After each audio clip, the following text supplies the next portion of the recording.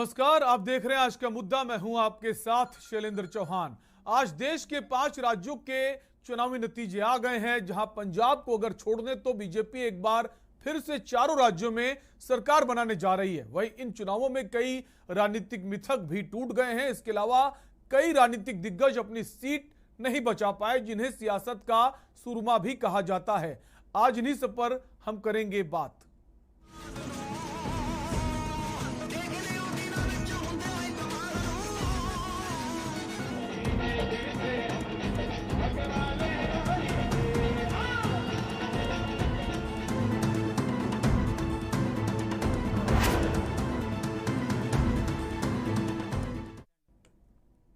तो जो अब 4 राज्यों में बीजेपी सरकार बनाने जा रही है, कई सारे जो मिथक भी हैं वो टूटे हैं। सियासत के सूरमा जिन्हें कहा जाता है, उनकी बात करेंगे। उससे पहले बड़ी खबर इस बीच आ रही है,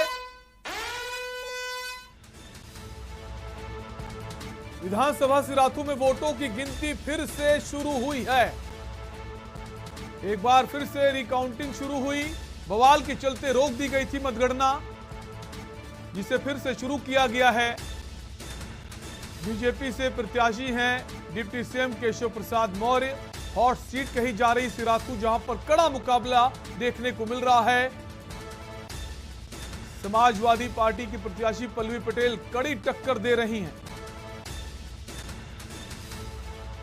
आपको बता दें, सपा और अपना दल कमेरावादी के गठबंधन की यह सीट है, जहां से पल्लवी पटेल को प्रत्याशी बनाया गया है और कड़ी टक्कर देती हुई नजर आ रही पल्लवी पटेल केशव प्रसाद मौर्य को, और तमाम वोटों से आगे चल रही थी, जिसके बाद ये काउंटिंग रोक दी गई।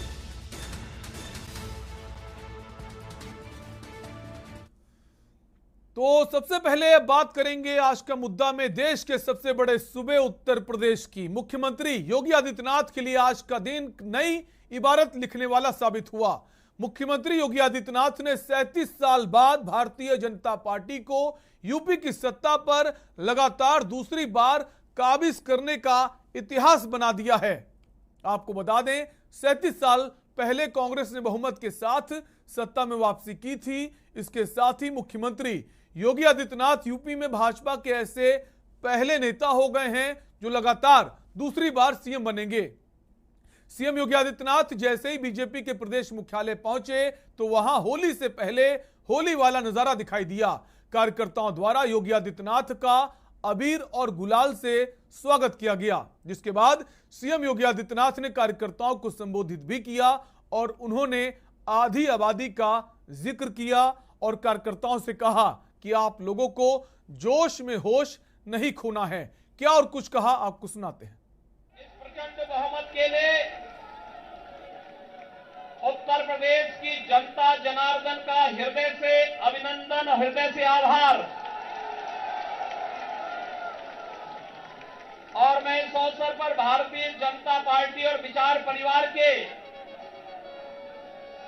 उन कोटि कोटि कार्यकर्ताओं का अभिनंदन करता हूं, जिनके नेतृत्व में और जिनके परिश्रम से आज भारतीय जनता पार्टी को अपने सहयोगी दलों के साथ इतना प्रचंड बहुमत के साथ प्रदेश में सरकार बनाने का अवसर प्राप्त हुआ है।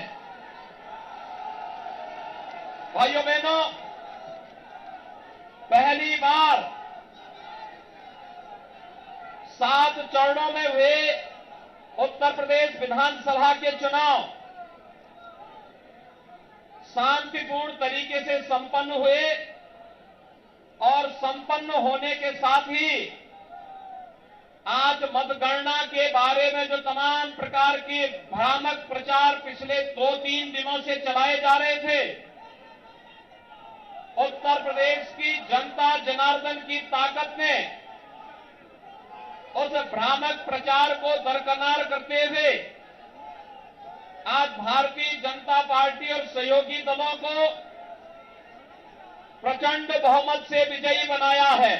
चुनाव के प्रति हमने देखा है, खासतौर पर आधी आबादी, माताओं ने, बहनों ने, बेटियों ने आगे आकर के भारतीय जनता पार्टी को जो प्रचंड बहुमत दिया है अपने सहयोगियों के साथ में, आज इसका परिणाम है कि भारतीय जनता पार्टी इतिहास बनाने जा रही है। उत्तर प्रदेश के अंदर इतिहास बनाने की ओर अग्रसर है। उधर उत्तराखंड की बात करें तो 2002 में राज्य का पहला विधानसभा चुनाव हुआ और उत्तराखंड का सबसे बड़ा राजनीतिक मिथक ये रहा कि अब तक कोई भी सत्ताधारी पार्टी दोबारा चुनाव नहीं जीत पाई थी, लेकिन आज वो मिथक भी टूट गया। जीत के बाद सीएम पुष्कर सिंह धामी ने प्रेस कॉन्फ्रेंस की और वहां भी बीजेपी कार्यकर्ता होली से पहले होली मनाते नजर आए। इस दौरान बीजेपी की जीत को लेकर सीएम पुष्कर सिंह धामी ने प्रदेश की जनता का आभार प्रकट किया, लेकिन यहां पुष्कर सिंह धामी की बॉडी लैंग्वेज थोड़ी सी ऐसी लगी कि वो बहुत ज्यादा खुश नहीं है, चूंकि वे अपना चुनाव हार गए। लेकिन क्या इसके अलावा भी कोई और वजह हो सकती है, इस पर भी हम बात करेंगे। उससे पहले आपको सुना देते हैं क्या कुछ कहा पुष्कर सिंह धामी ने। उन्होंने हम सब कार्यकर्ताओं का उत्तराखंड के लगातार समन्वय और लगातार मार्गदर्शन का काम किया और हमारे बीच में बहुत वरिष्ठ नेता जिनको उत्तराखंड के सभी लोग बहुत अच्छी तरह से जानते हैं, इनका एक गहरा नाता भी उत्तराखंड से है। भारतीय जनता पार्टी के राष्ट्रीय महामंत्री, बहुत वरिष्ठ नेता मेरे बड़े भाई आदरणीय कैलाश जी और हमारे केंद्रीय मंत्री आदरणीय अजय भट्ट जी, हमारे राज्यसभा के सांसद आदरणीय नरेश जी, हमारे सभी पदाधिकारीगण, सभी वरिष्ठ नेतागण और आए हुए सभी कार्यकर्ता बंधु, हमारे सभी पत्रकार मित्रों और छायाकार बंधु, आज मैं उत्तराखंड की देवतुल्य जनता का बहुत धन्यवाद करना चाहता हूं कि लगातार हम उत्तराखंड की जनता के बीच में गए। माननीय प्रधानमंत्री जी के द्वारा जो यहाँ सड़कों के क्षेत्र में काम हुआ है, जो यहाँ रेलवे के क्षेत्र में काम हुआ है, यहाँ स्वास्थ्य के क्षेत्र में काम हुआ है और कोरोना महामारी में जिस प्रकार से वैक्सीनेशन का काम हुआ दूरस्थ क्षेत्रों में, हमारे यहाँ की भौगोलिक परिस्थितियां कितनी कठिन है हम सब भली भांति जानते हैं। उसके बावजूद भी डबल इंजन की सरकार के कारण से। और बात अब अगर पंजाब की करें तो पंजाब में सत्ता पारंपरिक रूप से शिरोमणि अकाली दल और कांग्रेस के बीच ही बदलती रही है। यहां विकल्प के तौर पर कोई अन्य पार्टी पंजाब की जनता को पसंद नहीं आई, लेकिन आम आदमी पार्टी ने पंजाब में इतिहास रच दिया है। आम आदमी पार्टी ने शुरू से ही जमीनी स्तर पर पंजाब की जनता के बीच पकड़ बनाना शुरू कर दिया था। धीरे धीरे राज्य में कैप्टन अमरिंदर सिंह के नेतृत्व वाली सरकार पर बादल के खिलाफ आरोपों में नरमी के कारण अकालियों के साथ गठजोड़ करने का आरोप लगा। इससे जनता को यह लगा कि कांग्रेस और अकाली दल एक ही सिक्के के दो पहलू हैं और इस बार मौका आम आदमी पार्टी को दिया जाए। इन्हीं सब पर आज हम चर्चा करेंगे। उससे पहले आपको सुना देते हैं जीत के बाद क्या कुछ कहा दिल्ली के सीएम अरविंद केजरीवाल ने। We all love you, Punjab.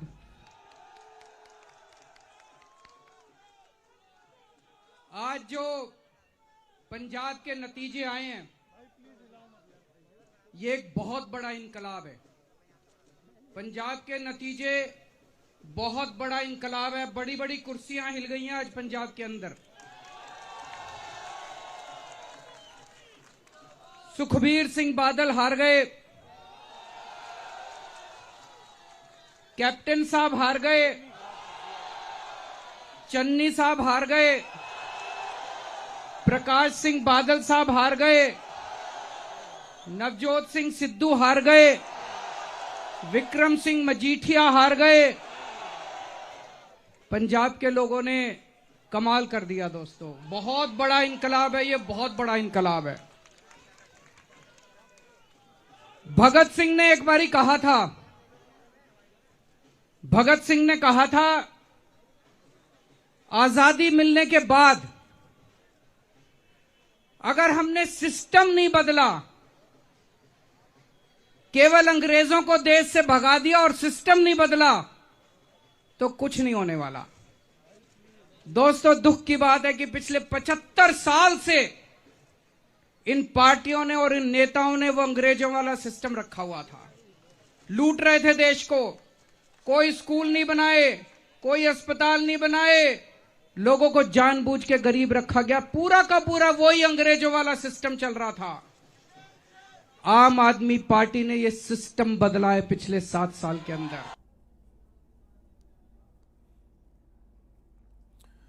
तो 5 राज्यों में जो चुनाव थे उनके नतीजे आ गए हैं। 4 राज्यों में भारतीय जनता पार्टी सरकार बनाने जा रही। एक बार फिर से इसी पर आज हम चर्चा करेंगे। कई सारे खास मेहमान हमारे साथ जुड़ गए, हम आपको उनसे तारुफ करा देते हैं। हमारे साथ आलोक भदौरिया हैं। काफ़ी वर्षों का आपको अनुभव है, आपने पत्रकारिता के क्षेत्र में कई बड़े पदों पर काम किया है। सर, बहुत बहुत स्वागत है आपका इस चर्चा में।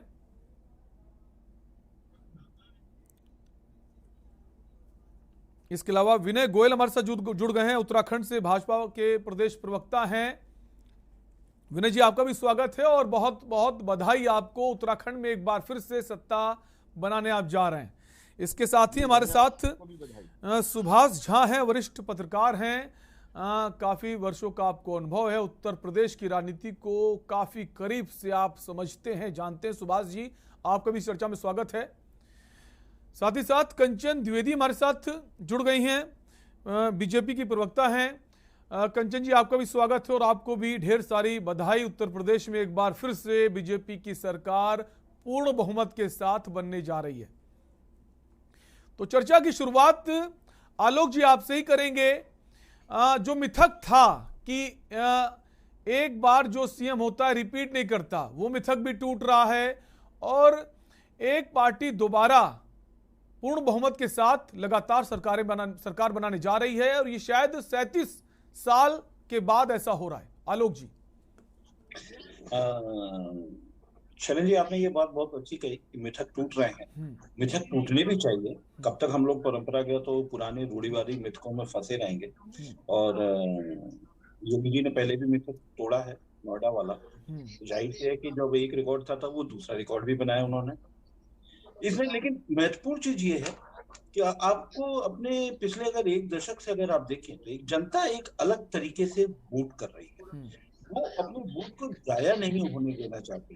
तो वो जिसको भी समर्थन देती है वो भरपूर समर्थन देती है। जैसे 2007 में उसने मायावती को पूरा समर्थन दिया, 2012 में अखिलेश को पूरा समर्थन दिया और अब 2017 में दिया, योगी जी को दिया और 2022 में भी पूरे योगी जी को। उधर आप दूसरी तरफ आइए, दिल्ली में भी पूरा समर्थन दे रही है। पिछले चुनाव में दिया। पंजाब आप आ जाइए, पंजाब में भी पूरा समर्थन दिया। उत्तराखंड आ जाइए, उत्तराखंड में भी पूरा समर्थन, मणिपुर में भी पूरा समर्थन। तो ये एक नए तरीके की राजनीति है, इसको समझना पड़ेगा। जनता अब ये चाहती है कि आपको परफॉर्मेंस देनी पड़ेगी। परफॉर्मेंस ना देने के जो बहाने होते हैं कि गठबंधन सरकार है, हम क्या करें, हम ये नहीं कर सकते, वो नहीं कर सकते, आपके बहाने उन्होंने वो सारे खत्म कर दिए हैं। पहले भी खत्म करती आ रही है। अब आपके पास कोई बहाना नहीं है। लोक कल्याण के आपको काम करने ही पड़ेंगे। अब परफॉर्मेंस की जो कसौटी है जनमानस के, सोशल सेक्टर, जिस पे भी, उस कसौटी पे आपको खरा उतरना ही पड़ेगा। कोई विकल्प अब नेताओं के सामने नहीं छोड़ा है जनता ने। बिल्कुल, जो कमियां थी पिछले कार्यकाल में, जो कमियां रह गई हैं, उन्हें भी अब पूरा करने की जिम्मेदारी आपकी है, उससे आपको पूरा करना ही होगा। इसको लेकर मुख्यमंत्री योगी आदित्यनाथ ने यह भी कहा है कि जोश में होश ना आप खोएं। सुभाष जी हमारे साथ बने हुए हैं। सुभाष जी, अगर ये जीत जो है इसको देखें और समझने की कोशिश करें। अभी से कुछ ही देर पहले प्रधानमंत्री नरेंद्र मोदी कार्यकर्ताओं को संबोधित कर रहे थे। वहां पर उन्होंने 2 बार एक बात का जिक्र किया और वो था जाति को लेकर। उन्होंने कहा है कि उत्तर प्रदेश की जनता इस बार जाति के बंधन से टूटी है। क्या वाकई में ऐसा हुआ है? जातियों को लेकर जो राजनीति होती थी इस बार वो फेल हो गई है? सुभाष जी। देखिए, अब जब रिजल्ट आ गया और सब कुछ सामने है तो फिर मानना पड़ेगा कि जो जीता वो सिकंदर। और प्रधानमंत्री जी कह रहे थे वो, उससे पूरा असहमत तो नहीं हूं, लेकिन मैं सहमत हूं। इस बार जातीय समीकरण भी ध्वस्त हुआ है। दूसरा, इस बार एक चीज आप और देखेंगे जिसके वजह से, जो मैं देख रहा हूं भाजपा का उत्तराखंड में भी, उत्तर प्रदेश में भी, ये दोनों इस बार लाभार्थी योजना जो था, लाभार्थी वाला मसला जो था, मुझे लगता है वो बहुत ज्यादा काम किया अंदर, जिस पर शायद महिलाओं ने पूरी तौर पे भाजपा को इस बार जिताया है। और इस पूरे विजयश्री का मुझे लगता है कि सबसे बड़ा काम किया है महिलाओं ने। और आपको मैं जानकारी के लिए बता दूं कि मैं कई महिलाओं से मैं बात करता था, खास करके 40 एबव, तो महिलाएं बोलती थी कि हम लोग को अनाज मिल रहा है, मोदी का हम लोग नमक खाए हैं, हम लोग गलती नहीं करेंगे, हम लोग मोदी का साथ देंगे।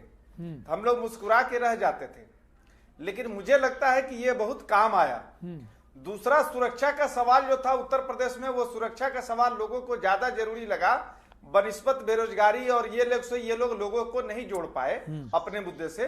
मुझे लगता है ये बड़ा मुद्दा वहां काम किया है। और यहाँ भी उत्तराखंड में भी मुझे लगता है कि यहाँ वही लाभार्थी वाला मुद्दा ज्यादा काम किया। लोगों को अनाज मिल रहे थे, लोगों को नमक मिल रहे थे, और अनाज से भी ज्यादा नमक ने काम किया है।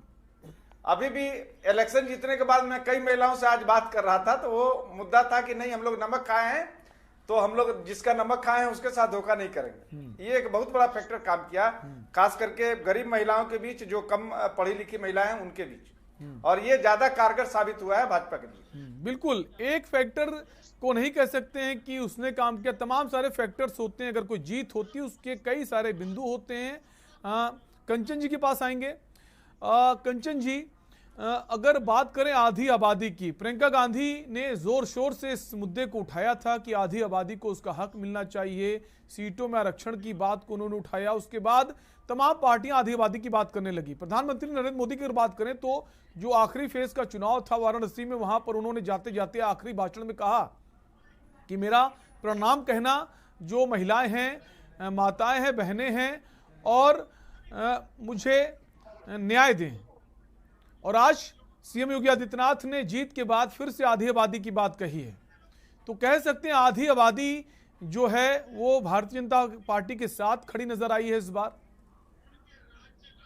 जी चौहान जी, पहले तो बहुत बहुत नमस्कार आपको भी, और हमारे सभी वरिष्ठ पत्रकार और सभी प्रवक्ताओं को बहुत बहुत नमस्कार मेरा। बाकी मैं पहले तो बधाई देना चाहूंगी अपने पूरे उत्तर प्रदेश को, भारत को, क्योंकि हमें चौतरफा से, मैं कहूं कि चारों दिशाओं से हमें आशीर्वाद मिला है। तो मतलब मान सकते हैं कि जब हमें देवभूमि से देवाशीर्वाद मिल रहा है तो चारों दिशाएं भी सम्मिलित हो गई हैं उसमें। तो इसलिए मैं सभी को धन्यवाद दूंगी, और ये कहने के लिए मैं बिल्कुल ही आश्वस्त हूँ कि बिल्कुल भी ऐसा नहीं। क्या मेरी आवाज क्लियर आ रही है? तो फोन करके बोलिए। आपकी आवाज आ रही है, अपनी बात कहिए। जी, कोई कुछ बोल रहा है बीच में, कट गया। मेरी आवाज आ रही है चौहान साहब? जी, आपकी आवाज आ रही है। कंचन जी, अपनी बात कहिए। हमारे साथ एक गेस्ट जुड़ रहे हैं, शायद ये उनकी आवाज है, आप अपनी बात कंप्लीट कर सकती हैं। ओके, मैं डर गई कि शायद मेरी आवाज नहीं जा रही है। खैर, तो मैं बहुत बहुत धन्यवाद देना चाहूंगी सभी को। पहली बात तो ये है ना कि जब कोई भी पार्टी हो, किसी भी पार्टी के लिए उसका कार्यकर्ता बहुत प्रमुख होता है, क्योंकि वो जमीनी स्तर पर काम करता है। इसलिए उनका अथक परिश्रम और प्रयास है जो आज हमें इस दिशा पर लेकर के आया, क्योंकि उन्हीं की बदौलत है हम लोगों ने योजनाएं, जो आदरणीय योगी जी की योजनाएं हैं, आदरणीय मोदी जी के नेतृत्व में जो भी योजनाएं हमें वहां तक पहुंचाने की जो एक विधा मिली, वो उन्हीं के कारण से मिलती है, उन्हीं की वजह से मिलती है। और वहां तक हमने पहुंचने का प्रयास किया और योजनाओं को भी पहुंचाया, जिसका फल ये हम देख पा रहे हैं कि हमें आज जनता ने स्वीकार किया है। सभी सीमांकन को तोड़ते हुए हम आज इस दिशा में हैं कि हम सभी जगह से जीत रहे हैं, और बहुत खुशी और उत्सव का माहौल हमारे बीच में आ रहा है। बाकी रही आधी आबादी की बात, जैसा कि हमारे यहाँ भारत में भारत माता कहा जाता है, हमेशा से आदिकाल से कहा जा रहा है, पिता नहीं, क्योंकि अगर माता का आशीर्वाद मिल जाता है ना तो फिर अपने आप ही पिता का आशीर्वाद मिल जाता है। इसलिए मुझे लगता है कि आदरणीय नरेंद्र मोदी जी इन चीजों को बहुत अच्छे से समझते हैं। और एक बात मैं आपको बताऊं, किसी ने भी, किसी राजनेता ने और किसी पार्टी ने भी माता की, जो महिला की सबसे बड़ी समस्या होती है, निचले स्तर पर उतर करके किसी ने ध्यान नहीं दिया। और आदरणीय मोदी जी ने सबसे नुकेली वाली चीज, पॉइंट को पकड़ा है, जिसे कहते हैं शौचालय। इसे या तो लज्जा के बस नहीं कहा जाता था, रखा जाता था प्लेटफॉर्मों पे, या फिर कोई और वजह, क्योंकि वो बहुत छोटा लगता था लोगों को, इसलिए ध्यान नहीं दिया जाता था। तो महिलाओं की जो ग्रामीण अंचल है उन पर ये बहुत बड़ी समस्या थी चौहान साहब। इसलिए मैं कह सकती हूँ कि महिलाओं को ये पता हुआ है कि हमारी जो समस्याएं हैं वो आदरणीय मोदी जी समझ सकते हैं, आदरणीय योगी जी समझ सकते हैं। यही एक प्लेटफॉर्म है जो भारतीय जनता पार्टी है। और एक बात आपको बता दूं, ये जो हमारा समर्थन मिलता है या फिर कहीं ना कहीं हमें हमारे मोमिन जो मुस्लिम बहनें हैं हमारी, उनसे भी हमें समर्थन मिला है। वो अपने पुरुषों को कहती कुछ और नहीं और उन्होंने किया कुछ और है, क्योंकि वो ये जान गई कि हमें 3 तलाक से बचाने के लिए जो प्रयास भारतीय जनता पार्टी ने किया और हमें उन परंपराओं से निकाला है और हमारे जीवन को बचाया है, तो आगे चल करके ये जो बहु विवाह प्रथा है जो कि अभी मुसलमानों में बनी हुई है, वो भी खत्म होने की कगार पर आएगी। ये कहीं ना कहीं उम्मीद होगी और मैं ये चाहूंगी कि ये कार्य भी होना चाहिए। तो यही बात है कि ये सारे काम जो परंपरागत बहुत नुकसान पहुंचा रहे हैं मानव जाति को, समाज को, ये हमारी भारतीय जनता पार्टी की तरफ से ही टूटेगा और हमारी जनता को कोई भी आवादी हो, या पुरुष आबादी हो, स्त्री आबादी हो, या फिर और भी अन्य चीजें जैसे कि गौ रक्षा और हमारे गायों के लिए जो सुविधा हो, चाहे वो 900 रुपए प्रति माह के हिसाब से हो, हर गाय को 30 रुपए प्रति दिन के हिसाब से दिया गया हो, गौशाला हो, उनके लिए चिकित्सा के लिए बैने हो, सब किया गया। हाँ, ये मानती हूँ कि हाँ थोड़ा सा हमारे प्रयासों में कमी रह गई, क्योंकि हमारे किसानों से जो हमें बात वहां तक पहुंचानी थी, अगर किसान लोग इसमें सम्मिलित हो जाते तो और भी बेहतर हो सकती थी चीजें, ये योजनाएं और भी बेहतर हो जाती। तो गौ रक्षा भी हम चाहते थे हो जाए और हुई भी, ऐसा नहीं है कि हम उसमें फेल हो गए या हमने प्रयास नहीं किया, हम एकदम से उसमें एकदम पास हुए हैं। और आगे चलकर जैसे कि आदरणीय मोदी जी ने बोला है कि हम उस पर बहुत अच्छे से प्रयास और भी करेंगे कि हम इन चीजों को सुदृढ़ बना सके। तो मुझे यकीन है कि आगे इन सब चीजों को बिल्कुल ही अच्छा किया जाएगा। जो कमियां रह गई थी, अगर आवारा पशु की बात करें, उसको लेकर भी प्रधानमंत्री नरेंद्र मोदी ने भी मंच से कहा कि जो कमियां हैं उसको दूर किया जाएगा। एक ब्रेक का वक्त है, आप सभी मेहमान बने रहिए, जल्द लौटेंगे। आप देख रहे हैं के न्यूज, खबरों का सारथी। कहते हैं ना, बूंद बूंद से सागर बनता है। उसी तरह आपके द्वारा दिए हुए एडवांस टैक्स का एक एक रुपया देश की प्रगति में गति ला रहा है, विकास की नई योजनाओं को अंजाम दे रहा है तथा देश के इंफ्रास्ट्रक्चर को विस्तृत और मजबूत बना रहा है। समय समय पर आपका दिया हुआ एडवांस टैक्स देश के विकास को एक नई ऊर्जा प्रदान करता है। अपने एडवांस टैक्स की अंतिम किश्त 15 मार्च तक जमा करवा के आप देश के विकास में अपना योगदान दें। कंपनीज, कॉर्पोरेट्स, सैलरीड एम्प्लॉयज या फिर वे व्यक्ति और संस्थाएं जिनकी TDS TCS कटने के बाद भी कर देयता 10,000 या उससे अधिक है, उनके लिए एडवांस टैक्स देना अनिवार्य है। प्रत्येक आयकरदाता एक राष्ट्र निर्माता।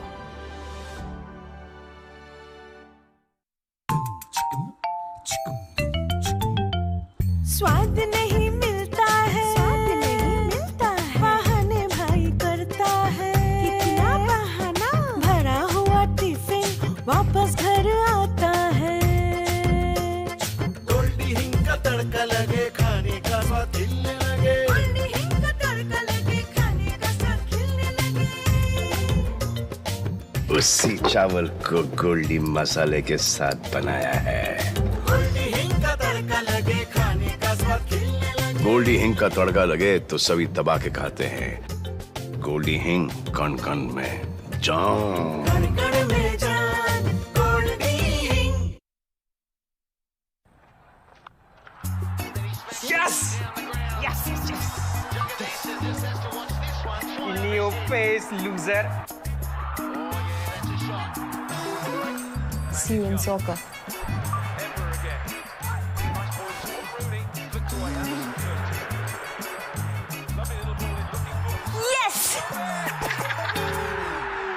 जी हाँ, predict cricket and football results and win cash only on Sky 247, anywhere, anytime, 24/7 entertainment, only on Sky 247. Asshole. Download the Sky 247 app today. This game involves an element of financial risk and may be addictive. Please play responsibly at your own risk. जुबान के लिए उड़ चला गैरों की ज़मीं पर, खुशबू अपने पन की ढूंढता। दूर कितना भी जाओ, इस जुबान से दूर ना जा पाओगे। विमल, बोलो जुबान केसरी। सोचिए मत, मेरी और पूरे हिंदुस्तान की तरह आप भी समर कूलर और होम अप्लायंसेस लीजिए और बेफिक्र हो जाएगी। आप देख रहे हैं के न्यूज, खबरों का सारथी।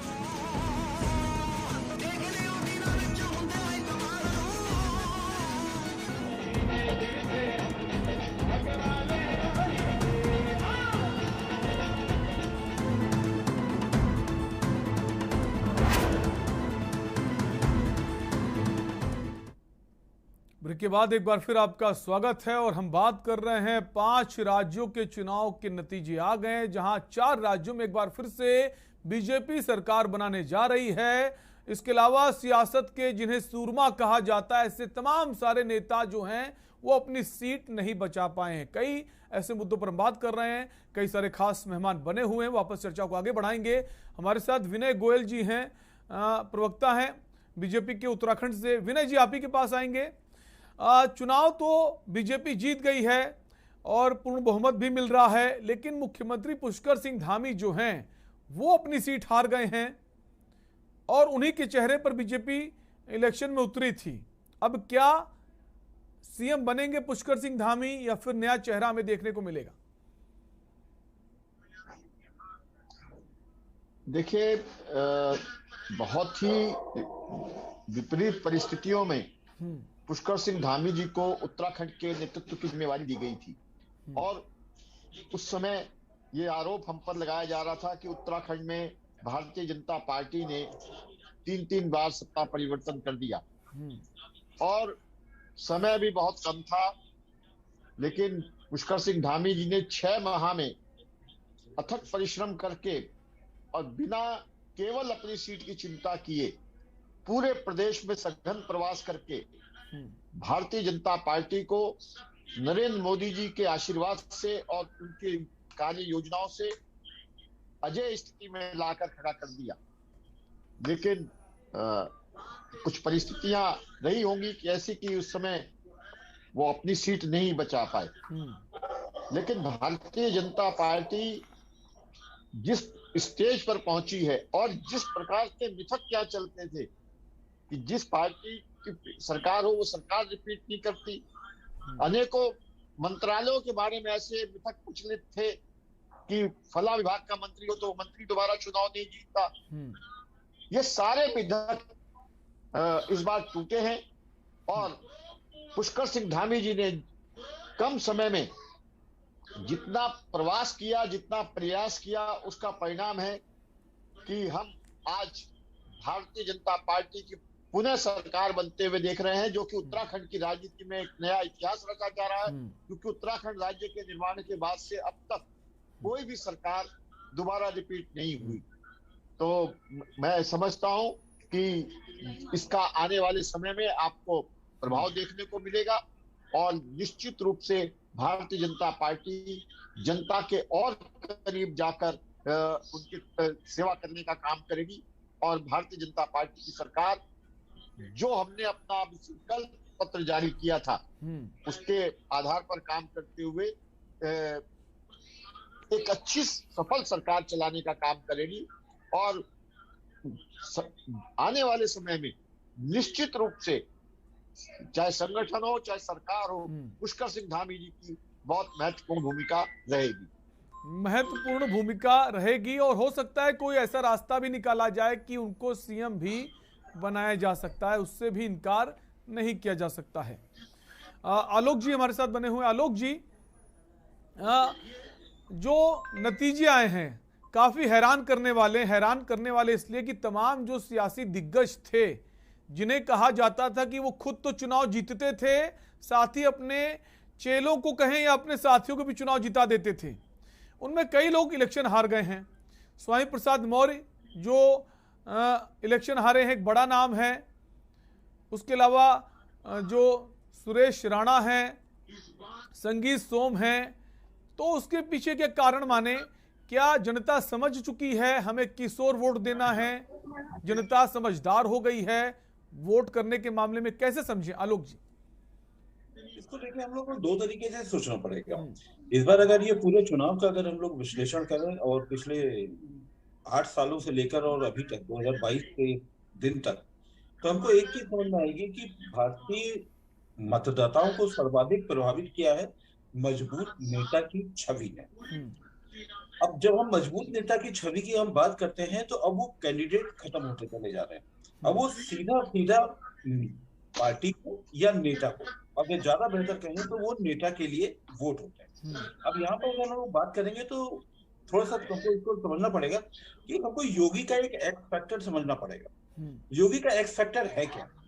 योगी का एक एक्स फैक्टर है डिलीवरी, मजबूत गवर्नेंस, लॉ एंड ऑर्डर, ये एक बहुत उनका है। और साथ में इसमें हिंदुत्व का तड़का है। जो वेशभूषा पहनते हैं, जो उसके बैकग्राउंड के बारे में, जिस मठ से आते हैं, सन्यासी हैं, ये सारी जानकारियां सब लोगों तक है। एक तो इसका एक बड़ा फायदा होता है। दूसरी बात, जब ये नेता जब इतने बड़े कद का आपके सामने खड़ा हो जाता है और जो एक मजबूत नेता है, बड़े कन्विक्शन के साथ में काम करता है। अगर आप पिछले 8 सालों की अगर राजनीति उठा करके देखें तो केंद्र के स्तर पर या देश के स्तर पर मोदी जिस तरीके से कन्विक्शन से काम करते हैं, चाहे जो भी काम करें, चाहे वो किसान कानून की बात करे, चाहे वो जीएसटी में रात में संसद में रोशनी करके वो काम करे, चाहे वो नोटबंदी का काम करे, चाहे वो 4 घंटे में कोरोना काल में बंद करते हैं, जो भी करते हैं कन्विक्शन के साथ करते हैं। अब अगर हम लोग प्रदेश में आते हैं तो प्रदेश में भी योगी जो भी करते हैं कन्विक्शन से करते हैं। जैसे बुलडोजर है, बुलडोजर चलेगा, उन्होंने एक अपनी छवि बनाई और उस छवि को उन्होंने मैसेज भी पहुंचाया। कम्युनिकेशन जो स्ट्रेटजी थी, इधर भाजपा की कम्युनिकेशन स्ट्रेटजी बड़ी गजब की थी। वो जो भी कर रहे थे उसकी वजह वो लोगों तक पहुंचाने में सफल है। और इससे बड़ी बात, सबसे बड़ी सफलता ये रही है कि इसमें जो कम्युनिकेशन, जो टू वे जो कम्युनिकेशन हुआ, उसमें ये है कि जो इनका परंपरागत वोटर नहीं था वो भी इनकी जुबान में बात करने लगा। अगर हम लोग चुनाव के आंकड़ों पर अगर विश्लेषण करें, कहते कि छुट्टा जानवर, अगर हम लोग मध्य वाले हिस्से में आते कि छुट्टा जानवर बहुत ज्यादा, तो वहीं पर एक धड़ा ये कह रहा था कि लोग परेशान हो रहे हैं, रातों में जग रहे हैं, सर्दियों में जग रहे हैं, 35,000 परिकर का बाढ़ का खर्चा आ रहा है। लेकिन वहीं एक दूसरा वर्ग ये भी कहता था इसमें योगी क्या करेंगे, हम ही लोग तो हैं जो इनमें से जानवर छोड़ते हैं। तो ये जो एक जो सवाल जो ये पैदा हुआ, ये एक मजबूत नेता की वजह से हुआ। अब हम इस सारे परिप्रेक्ष्य में अब हम आपके सवाल पे आते हैं मुख्य तौर पे कि छत्रप क्या कर रहेंगे। अब छत्रपों का वजूद संकट में आ गया।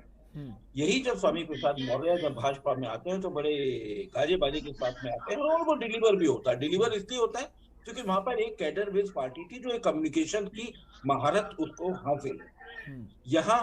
यहाँ दिक्कत आई, यहाँ वो अपनी बात को कम्युनिकेट ही नहीं कर पाए। और दूसरी बात, जनमानस एक ऐसा हो रहा है कि वो छत्रपों की राजनीति से खत्म हो रहा है, वो किसी एक ना एक प्रतीक के साथ में जोड़ रहा है। तो जब उसको मजबूत नेता, गवर्नेंस, जब इस मुद्दे पर जब वो किसी के साथ में जोड़ ले रहा है तो वो दूसरा तो अपने आप ही हाशिए पे चला जाएगा। इसको ऐसे समझिए कि एक ग्राफ अगर बढ़ रहा है तो दूसरा ग्राफ तो नीचे आएगा ही। और छत्रपों की राजनीति, आपने बिल्कुल सही कहा, छत्रपों की राजनीति अब वास्तव में इनका वजूद एक खतरे में आ गया है। अब ये सोचना पड़ेगा। यहाँ पे एक चीज पर और ध्यान रखिएगा, ये दल बदलुओं को नकारा है। स्वामी प्रसाद इस मामले में दल बदलू से उनको नकार दिया गया। बंगाल में भी बहुत सारे दल बदलू लड़े थे, उनको नकार दिया गया। इधर कई चुनावों में देखा जा रहा है कि दल बदलुओं को कोई पसंद नहीं कर रहे हैं। ये मैसेज है, इस मैसेज को बाकी नेता अगर समझ लेंगे तभी वो बचेंगे, अन्यथा उनके भी अस्तित्व पर ये सवाल खड़ा है। बिल्कुल। सुभाष जी हमारे साथ बने हुए हैं। सुभाष जी, जैसा आलोक जी ने कहा, दल बदलू जो नेता है उनको जनता नकार रही है। तो ये दल बदलू नेता जो हैं अपनी जातियों के गठजोड़ की बात करते हैं। वो कहते हैं इस जाति में हम ही बड़े नेता हैं, हम जिधर जाएंगे हमारी जाति उधर जाएगी। तो क्या अब जो वोटर्स है समझदार हो गया है, वो जाति के बंधन से मुक्त होना चाहता है? देखिए, वोटर जो इन 10 सालों में जो वोटर का एक नया तबका जो आया है, वो तबका बिल्कुल इन सब चीजों से वो बिल्कुल अलग है और बिल्कुल इससे अलग वो वोट करता है। 2 चीज आप देखे होंगे यहाँ, पहले बहुत सारा जो जितने नेता थे, जिनको आप छत्रप बता रहे हैं, ये सारे छत्रप लोग और दल बदलू जितने थे, इससे पहले वाले इलेक्शन में भी आप देखेंगे तो बहुत सारे दल बदलू, मैं नाम बता सकता हूं जिन लोगों ने हारा और जिनकी बड़ी दुर्गत हुई बार बार। और दूसरा मिथक ये धारणा बन गई थी कि ये फला आएंगे और वो आकर के वोट जीत ले जाएंगे। नहीं, इस बार ऐसा हुआ। अभी आप उत्तराखंड में देखिए ना, उत्तराखंड में हरीश रावत चुनाव हारे, धामी जी चुनाव हारे और उत्तराखंड में आपके क्या कहते हैं कर्नल कोठियाल चुनाव है। ये तीनों मुख्यमंत्री के उम्मीदवार थे। एक मुख्यमंत्री थे और 2 मुख्यमंत्री के उम्मीदवार प्रबल दावेदार थे, एक तो घोषित थे, एक अघोषित थे। अब सवाल ये उठता है, धामी, यहाँ पुष्कर सिंह धामी जो चुनाव हारे, इसमें एक चीज मैं करेक्ट करूंगा, वो ये विनय गोयल जी ठीक कह रहे थे कि चूंकि पुष्कर सिंह धामी 4-6 माह पहले आए ही थे और उस समय बहुत सारा भाजपा के अंदर की राजनीति, प्रदेश में लोगों का असंतोष सरकार के प्रति, 2-2 मुख्यमंत्री का बदला जाना, ये बहुत सारे फैक्टर थे। लेकिन इन सब को उन्होंने बैलेंस किया। और दूसरा, एक मुख्यमंत्री के लिए ये अच्छी बात है मेरे समझ से कि वो अपने कंस्टिट्यूएंसी पर सिर्फ सीमित ना रह करके पूरे प्रदेश को जिताया। बेशक उसमें अपनी गलती, खामी या कमी या थोड़ा सा समय कम दे पाने की वजह से, जिस वजह से धामी जी चुनाव ये हारे, वो अपना चुनाव हारे। लेकिन प्रदेश की भाजपा को उन्होंने जो मिथक था कि दोबारा सरकार नहीं आती है, वो मिथक इस बार टूटा। ये श्रेय तो देना पड़ेगा। जब आगे किसी को नेतृत्व बना करके आप लड़ते हैं तो अगर हार का श्रेय उसको देंगे तो जीत का श्रेय किसको देंगे? तो ये धामी जी के जिम्मे ये जाता है, ये श्रेय उनको जाता है। और मुझे लगता है कि इस बार हर जगह भाजपा में, वहां उत्तर प्रदेश में भी और यहाँ उत्तराखंड में भी, भाजपा का जो साइलेंट वोटर था, महिला वोटर, वो कहीं रिएक्ट नहीं कर रहा था। दूसरा तबका जो था वो जुलूस और प्रदर्शन और रैलियां और इन सारे चीजों से वो उनका ध्यान इधर नहीं गया कि ये साइलेंट वोटर जो है ये हमारे खिलाफ है या हमारे पक्ष में है, उसको ये नहीं समझ पाए और अपनी बात को ये लोगों के बीच नहीं ठीक से समझा पाए। इसको मानना पड़ेगा, इनके पास कम्युनिकेशन गैप रहा। और भाजपा के जो कार्यकर्ता थे वो अपनी, आप उत्तर प्रदेश में देखेंगे कि भाजपा की स्ट्रेटजी 3-4 फेज के चुनाव में 3-4 बार बदली है, लेकिन बाकायदा स्ट्रेटजी बदली है तो उसका परिणाम नहीं बदला। इसका मतलब वो पूरी स्ट्रेटजी का अपने ढंग से काम कर रही थी और उन्होंने किया। ये लोग उत्साह, उमंग और जोश में रह गए, ग्राउंड लेवल पे इनका काम नहीं हुआ। ये भी एक कमी रही है यहाँ चुनाव हारने की। बिल्कुल।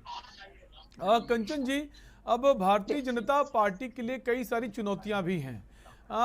अखिलेश यादव ने तमाम दावे किए, फ्री बिजली की बात कही, 300 यूनिट फ्री बिजली देंगे, पुरानी पेंशन योजना शुरू करेंगे, लेकिन जनता ने जो मन बना लिया था कि बीजेपी को ही वोट देना है। अब ये लोगों के जहन में एक सवाल बहुत उठ रहा है कि अब 10 तारीख के बाद पेट्रोल के दाम बढ़ जाएंगे, महंगाई जो है वो और ज्यादा हो जाएगी, चूंकि जब तेल के दाम बढ़ेंगे तो महंगाई बढ़ना लाजमी है। इसको लेकर क्या वाकई में ऐसा होने जा रहा है? जी चौहान जी, पहले तो मैं इस पर आपके सवाल का जवाब भी दूंगी, लेकिन मुझे लगता है कि थोड़ा सा मैं स्वामी जी पर बोल लेती हूँ, क्योंकि जब स्वामी जी से मेरे अच्छे संबंध थे, लेकिन जब वो दल बदल करके वो गए तो मतलब है कि मैं कह सकती हूँ कि आगे के टाइम में चौहान साहब, हमारे स्वामी जी जो स्वामी प्रसाद मौर्य जी हैं, वो ऐसे लोगों के लिए उदाहरण बन जाएंगे, नया उदाहरण पेश करेंगे। जो लोग विश्वासघात करने वाले लोग होंगे, जो लोग विश्वास तोड़ने वाले होंगे, मतलब हम कह सकते हैं कि जिनका कोई अपना बहुत ज्यादा वजूद नहीं था, जिन्हें हमने बहुत अच्छी जगह दी, बहुत अच्छा पद दिया, आप किसी लायक नहीं थे, उस लायक भी हमने आपको बनाया। इसके बाद आप तथाकथित अपने स्वार्थों की वजह से या फिर अपनी तथाकथित लाकी के वजह, होशियारी के वजह से आप अपने स्वार्थ सिद्धि के लिए आप कुछ और करते हैं ना, तो फिर वही है कि ये उदाहरण हो गया है ऐसे लोगों के लिए कि स्वामी जी की दशा देखते ही बनती है कि कहाँ के रह रहे हैं वो, घर के ना घाट के, कहीं के नहीं रहे, धोबी का डेड घर का ना घाट का। तो कहने का मतलब यही है कि आप ऐसा करोगे तो ऐसा ही होगा, ये उनके लिए उदाहरण है। बाकी मैं आपकी बात पर आ जाती हूँ। आप पूछ रहे हैं कि हमारे अखिलेश जी ने बहुत बड़े बड़े दावे किए थे, उन्होंने पेंशन की बात की थी, तो ये प्रश्न बनता है ना, यहाँ पर बात आ जाती है जनता के विश्वास की, कि जब आपके पिताजी ने ही उस पेंशन को खत्म किया हो या फिर हटाया हो, आपके टाइम पर उस पर ध्यान ना दिया गया हो, तो फिर वो आप पर कैसे भरोसा कर लेंगे कि आप इसको आगे भी बढ़ा सकते? किसी भी योजना को आपने खत्म किया हो तो आप कैसे आगे बढ़ा सकते हैं? ये जनता को विश्वास आप नहीं दिला पाए और नहीं हो पाया, जनता कर भी नहीं सकती, क्योंकि आप जब सरकार में थे तो जो भी आपने वादे किए थे, अखिलेश जी ने जो भी वादे किए थे, एमएसपी की बात हो या फिर कर्जा माफी की बात हो, वो सब फेल हो गए। वो केवल वादों में रहे, वो इरादों में नहीं आ पाए, वो जमीनी स्तर पर नहीं आ पाए। तो यही बात है कि जनता ने उनकी बात पर कभी भरोसा नहीं किया।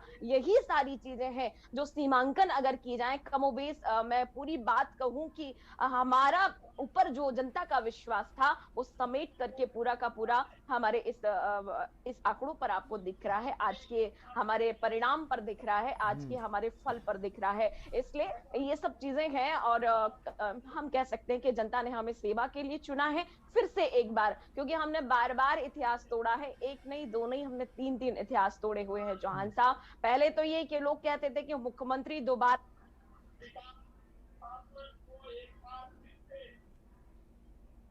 ठीक है। कंचन जी की शायद आवाज हमारे तक नहीं पहुंच रही। हाँ, विनय जी के पास आएंगे।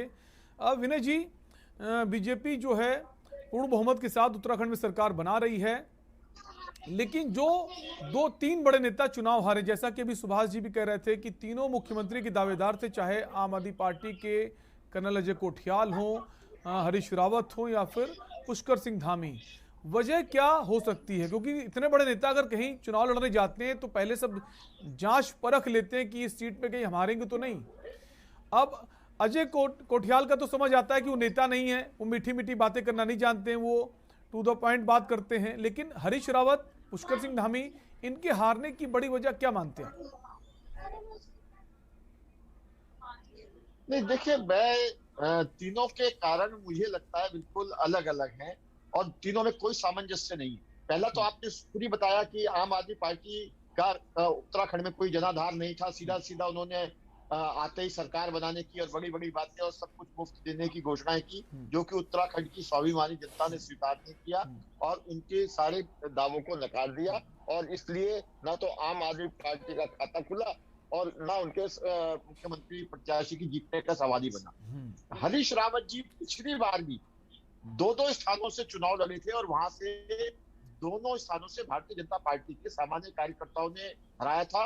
लेकिन हरीश रावत जी अपने आप में इतने बड़े एक प्रकार से शोमैन हैं कि वो अपने आप को शीर्ष पर रखते हैं किसी भी प्रकार से, और रोज नई नई नौटंकियां करके वो रोज समाचार पत्रों में बने रहते थे, ट्विटर के कारण से, फेसबुक के कारण से, लेकिन जनता में कहीं नहीं थे। तो मुझे लगता है कि उनका जो अति आत्मविश्वास है वो उनको डूबा। और जहां तक मैं समझता हूं, पुष्कर सिंह धामी जी के बारे में हमने पहले ही चर्चा की कि उन्होंने पूरे प्रदेश में जिस प्रकार से अपनी जी जान लगाई और पूरे पार्टी को एक प्रकार से अपने के लिए अपने आप को समर्पित रखा, अपने व्यक्तिगत उन्होंने चिंता नहीं की, उसके कारण से मुझे लगता है थोड़ा उन्हें नुकसान उठाना पड़ा। अभी मैं एक विषय के बारे में आपका ध्यान आकर्षित करना चाहता हूं कि अभी ये चर्चा हुई, लेकिन मैं आपको उत्तराखंड का उदाहरण देके बताना चाहता हूं कि भारतीय जनता पार्टी ने चुनाव से एक दिन पहले भी जिन्हें सम्मिलित किया वो सबके सब चुनाव जीते। चाहे वो उसमें कांग्रेस की महिला प्रदेश अध्यक्षा सरिता आर्य हो, जो कि भारतीय जनता पार्टी में कुछ ही दिन पहले शामिल हुई थी, वो भारतीय जनता पार्टी के नैनीताल से चुनाव जीती। हमारे कांग्रेस के पूर्व प्रदेश अध्यक्ष किशोर उपाध्याय जी, उन्हें तो आखिरी दिन उन्होंने ज्वाइन किया, उसी दिन टिकट दिया था, वो भी चुनाव जीते।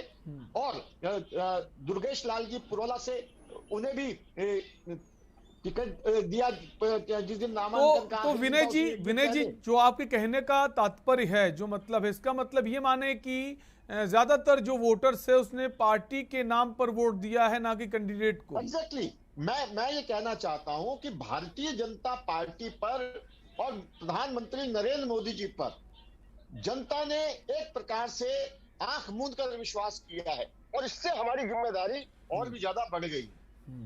बिल्कुल।